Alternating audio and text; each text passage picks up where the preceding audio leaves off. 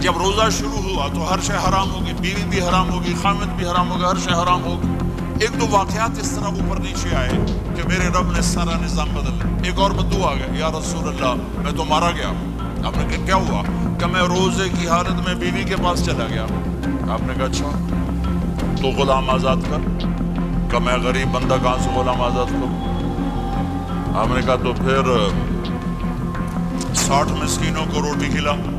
کہنے کہ میں آپ مسکین ہوں، میں کتوں روٹی کھواؤں؟ آپ نے کہا اچھا پھر 60 روزے رکھ۔ کہنے کہ ایک روزے آئے کم کیتا 60 روزے کتوں؟ ایک روزے میں یہ چاند چڑھایا، 60 روزوں میں کیا کروں گا؟ تو آپ بڑا ہنسے۔ آپ کہا اچھا بہ جا۔ تھوڑی دیر گزری تو ایک صحابی آئے، یا رسول اللہ یہ صدقے کی کھجوریں ہیں۔ تو آپ نے او بھائی کتنے ہیں جو بیٹھا تو رہا، یہ لے جا اور مدینے کے 60 غریبوں کو دے دے۔ وہ کہنے لگا یا رسول اللہ اللہ کی قسم مدینے میں مجھ سے بڑا غریب کوئی نہیں، تسی یہ کرو میرا جرمانہ مینوں حلال کرو۔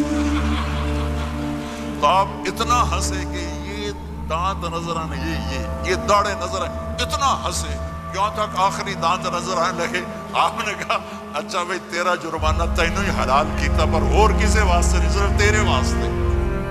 تو یہ اوپر نیچے ایسے کام ہوئے تو میرے رب نے کرم کیا کہ چلو تمہارے لیے رات ساری حلال ہے، ہر حلال چیز حلال ہے۔ سحری کے بعد ختم۔